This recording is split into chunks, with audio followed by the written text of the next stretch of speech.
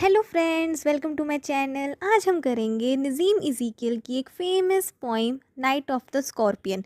इस वीडियो में हम इसके पोइट के बारे में जानेंगे, पोइम के बारे में जानेंगे और इसकी डिटेल एनालिसिस करेंगे। चलिए शुरू करते हैं।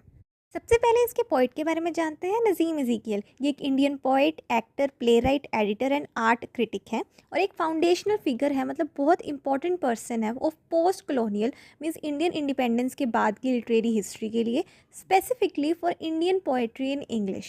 और इन्हें साहित्य अकेडमी अवार्ड भी मिला है 1983 में उनकी कलेक्शन लेटर डे साम्स के लिए। इनके कुछ नोटेबल वर्क्स हैं जैसे night of the scorpion, entertainment, background casually, the unfinished man, the exact name, hymns in darkness and latter day Sam's.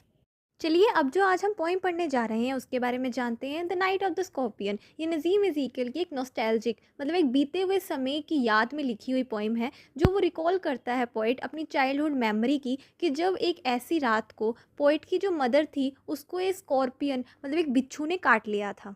ये एक पावरफुल पोइम है और ये डिस्क्राइब कर रही है एक रूरल इंडियन विलेज को कि उनके विलेजर्स का क्या रिएक्शन था इसको लेकर। इस पोइम में स्पेशली विलेजर्स की सुपरस्टिशियस बिलीफ्स को दिखाया गया है, जब वो प्रे करते हैं या रिचुअल्स परफॉर्म करते हैं ताकि वो एक इविल, जो स्कॉर्पियन को वो इविल बता रहे हैं, उनको भगा सके। और उनके इस अंधविश्वास के कंट्रास्ट में फादर को दिखाया जा रहा है जो मॉडर्न मेथड यूज़ कर रहे हैं ताकि वो पोइट की मदर को क्योर कर सके। तो जो ये कंट्रास्ट दिखाया है फेथ और रीज़न में, ये हाईलाइट करता है क्लैश ऑफ ट्रेडिशन और मॉडर्निटी। और पोइम की एंड में जो मदर का सिंपल एक्सप्रेशन है जब वो गॉड को थैंक करती है कि स्कॉर्पियन ने उसे काटा ना कि उसके बच्चों को, तो वो दिखाता है कि मदर का कितना डीप लव है और सेल्फलेस नेचर है अपने बच्चों के प्रति। अब इस पोइम के लिए उसका रेफरेंस टू द कॉन्टेक्स्ट देख लेते हैं।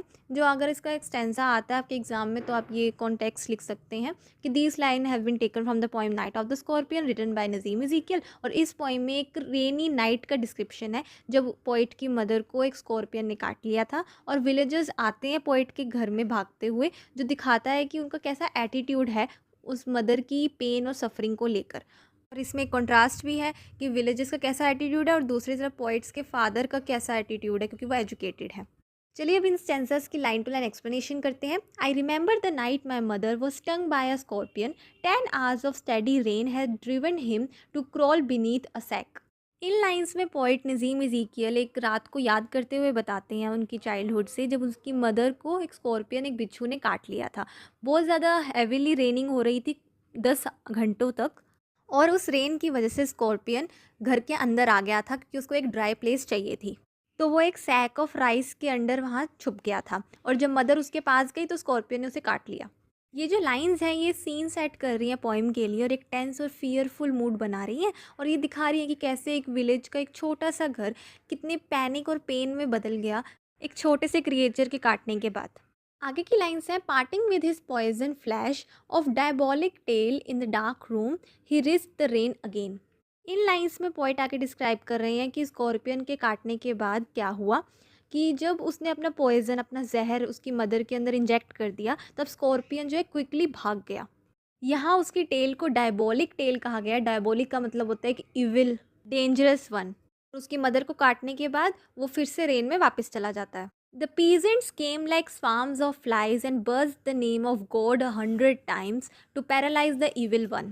और जब ये इंसिडेंट हुआ तब सारे विलेजर्स, पीजेंट जो है उनकी हेल्प करने के लिए वहाँ पहुँच गए और वो ऐसे घर में आ गए जैसे स्वार्म ऑफ फ्लाइज होता है, मतलब एक फ्लाइज का मतलब मक्खियों के झुंड की तरह। और वो बार बार गॉड का नाम ले रहे थे क्योंकि उनको ये बिलीव था कि उनकी प्रेयर्स के कारण ये इविल पावर ऑफ स्कॉर्पियन की जो पॉइजन है, उसका जो जहर है वो ख़त्म हो जाएगा, रुक जाएगा। ये सीन दिखाता है कि कैसे विलेजेस का डीप फेथ है, मतलब विश्वास है कि वो ट्राई कर रहे हैं अपनी तरह से हेल्प करने के लिए। चलिए अब इन लाइंस को क्रिटिकली अप्रिशिएट करते हैं। इसमें जो पोएटिक डिवाइसेस है वो इमेजरी है, जैसे 10 hours of steady rain, flash of diabolic tail, dark room. ये विविड पिक्चर्स बना रहे हैं, मतलब आप इमेजिन कर सकते हो इनको सोच के। और जो पर्सोनिफिकेशन भी है इसमें कि स्कॉर्पियन को ह्यूमन लाइक एक्शन दिया गया, मतलब उसको हिम के साथ, ही के साथ डिनोट किया गया है। इसमें सिमिली भी है, जैसे villagers came like swarms of flies, जो उनको कंपेयर किया गया लाइक के साथ कि वो फ्लाइज की तरह, मतलब मक्खियों की तरह लग रहे हैं। इसमें मेटाफर भी है, जैसे बर्ज द नेम ऑफ गॉड, तो बर्ज जो वर्ड है वो बताया गया है, उनको फ्लाइज के साथ डायरेक्टली कंपेयर कर दिया गया है। और सिम्बोलिज्म है कि यहाँ पे स्कॉर्पियन जो है वो इविल, डेंजर और सफरिंग को रिप्रेजेंट कर रहा है। जो इसका स्टाइल है बहुत सिंपल है, नरेटिव और रियलिस्टिक है, और इसमें चाइल्डहुड मेमोरी का यूज़ किया गया है। और इसकी जो मेन थीम है वो फियर एंड हेल्पलेसनेस और क्लैश दिखाया गया है, कैसे सुपरस्टिशंस है, अंधविश्वास और रेशनल थिंकिंग के बीच में। आगे की लाइन्स है, with candles and with lanterns throwing giant scorpion shadows on the mud baked walls, they searched for him, he was not found। In lines में पोइट ने डिस्क्राइब किया है कि कैसे विलेजर्स जो है वो उस स्कॉर्पियन को ढूंढने का बहुत कोशिश कर रहे थे। उन्होंने कैंडल्स का यूज़ किया, लैंटर्न्स का यूज़ किया, मतलब लालटेन का यूज़ किया। और पोइट को जो उन कैंडल्स या लालटेन से जो भी शैडो बनती हुई दिखाई दे रही थी, वो उसको पोइट को स्कॉर्पियन की जैसे, मतलब बिच्छू की तरह दिख रही थी, जो एक फ्राइटनिंग सीन क्रिएट कर रहा था। लेकिन इतनी कोशिश के बाद भी विलेजर्स को वो स्कॉर्पियन, वो बिच्छू नहीं मिला। They clicked their tongues with every movement that the scorpion made, his poison moved in mother's blood, they said।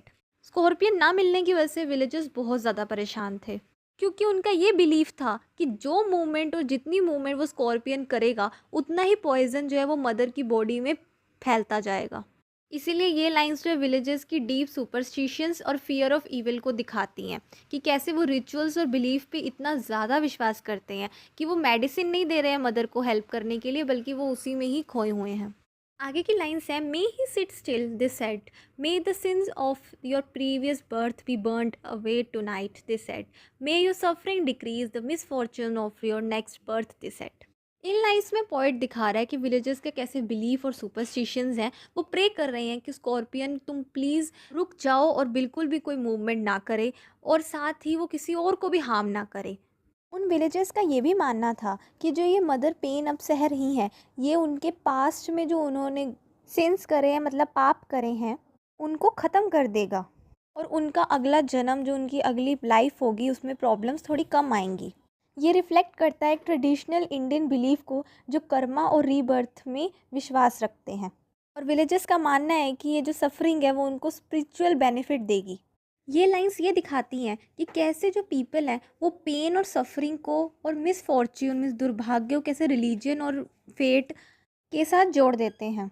अब इन लाइंस को क्रिटिकली अप्रिशिएट करते हैं। इसकी जो मेन पोइटिक डिवाइसेस हैं वो इमेजरी है, जैसे candles and lanterns throwing giant scorpion shadows और पॉइजन मूव्ड मदर ब्लड। ये सब कुछ हमारे माइंड में एक अच्छी पिक्चर्स बनाते हैं। पर्सोनिफिकेशन है यहाँ पे पॉइजन को, मूविंग ऑन इट्स ऑन, कि वो खुद से चल रहा है, ऐसे दिखाया गया है। रेपिटेशन है कि दे सेड, तो उसके अंदर क्या है, वो एम्फोसाइज करें कि विलेजेस क्या प्रेयर्स और उनके क्या सुपरस्टिशंस हैं। और सिम्बोलिज्म है कि जो स्कॉर्पियन है वो ईविल और सफरिंग का सिंबल है, और जो मदर का पेन है वो उनके सेक्रीफाइस और एंडोरेंस का सिंबल है। बाकी स्टाइल सेम है कि सिंपल है, नरेटिव है, रियलिस्टिक है, और थीम वही है, ह्यूमन फियर एंड हेल्पलेसनेस। आगे की लाइन्स है, may the sum of all evil balanced in this unreal world against the sum of good become diminished by your pain. In these lines poet describe कर रहे हैं कैसे villagers जो है वो प्रे कर रहे थे उसकी मदर के लिए, जब उसको स्कॉर्पियन ने काट लिया था। उनका मानना ये था कि जो उनकी सफरिंग है वो रिड्यूस कर देगी वो इविल, वो बुराई को, और गुडनेस को इंक्रीज कर देगी वर्ल्ड में।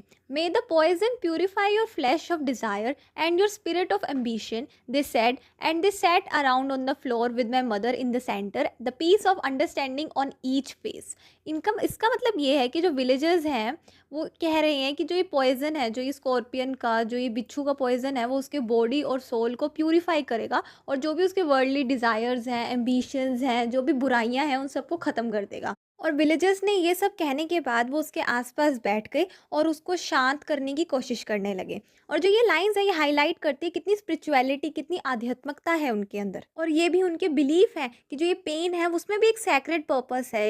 इन लाइंस के ज़रिए पोइट ने उनके सुपरस्टिशंस को दिखाया है।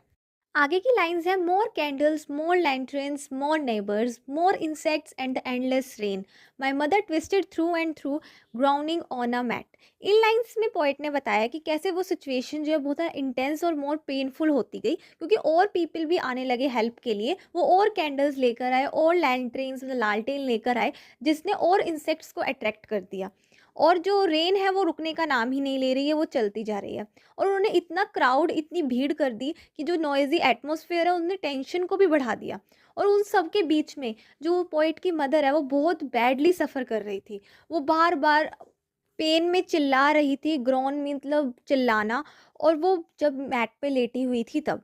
तो इन लाइंस में पोएट ने अच्छे से कैप्चर किया है विलेजर्स का कंसर्न और मदर का अनबियरेबल सफरिंग को भी। चलिए अभी इन लाइंस को क्रिटिकली अप्रिशिएट कर लेते हैं। इसमें पोएटिक डिवाइसेस सबसे पहले इमेजरी, जैसे more candles, more lanterns, groaning on a mat और peace of understanding on each face. ये एक स्ट्रॉन्ग विजुअल क्रिएट करी है। इसमें रेपिटेशन है मोर का और दे सेड का, जो टेंशन को इंक्रीज कर रहा है। और इसमें सिंबोलिज्म है कैंडल्स और लैंटर्न्स जो सिंबलाइज कर रही है होप और फेथ को। जो रेन है वो सिंबलाइज कर रही है जो स्ट्रगल चल रही है। और जो पॉइजन है वो पेन और प्यूरिफिकेशन को सिंबलाइज कर रही है। इसका स्टाइल वही सिंपल है, नरेटिव है, रियलिस्टिक है। और इसकी जो मेजर थीम्स है वो fear and helplessness, clash between superstitions and rational thinking. My father's captive rationalist trying every curse and blessing, powder, mixture, herb, and hybrid. He even poured a little paraffin upon the bidden toe and put a match to it. अब पहले की lines में poet ने villagers का reaction दिखा दिया। अब वो अपने फादर के बारे में बता रहा है कि उसके फादर कैसे हैं, कि उनका क्या रिएक्शन था जब उसकी मदर को स्कॉर्पियन ने काट लिया था। वो सुपरस्टिशियस विलेजर्स से बिल्कुल अलग थे। वो रैशनल थिंकिंग और एक साइंटिफिक मैन थे जो बिलीव करते थे रीज़न में, ना कि रिचुअल्स में। और फिर भी इतनी वरी और इतने फियर में भी उन्होंने हर पॉसिबल रेमेडी ट्राई कर ली, ट्रेडिशनल भी और मॉडर्न भी। तो इसलिए उन्होंने मेडिसिन, हर्ब्स और उन्होंने वो स्कॉर्पियन बाइट को बर्न भी कर दिया पैराफिन और फायर से, ताकि जो पॉइजन है वो स्टॉप हो जाए फैलने से। तो ये लाइंस दिखाती हैं उसके फादर का लव उसकी मदर के लिए और उसकी डेस्पिरेशन भी, और even a man of science भी, जो कुछ भी करने के लिए तैयार है जब उसके लव्ड वन की लाइफ जो है वो डेंजर में हो। आगे की लाइंस हैं, I watch the flame feeding on my mother, I watch the holy man perform his rites to tame the poison with an incantation, after 20 hours it lost its sting. In lines का मतलब है कि इसमें poet जो है वो describe कर रहा है कि एज अ चाइल्ड उसको कैसा फील हो रहा था जब वो ये सब कुछ देख रहा था विद फियर और सैडनेस।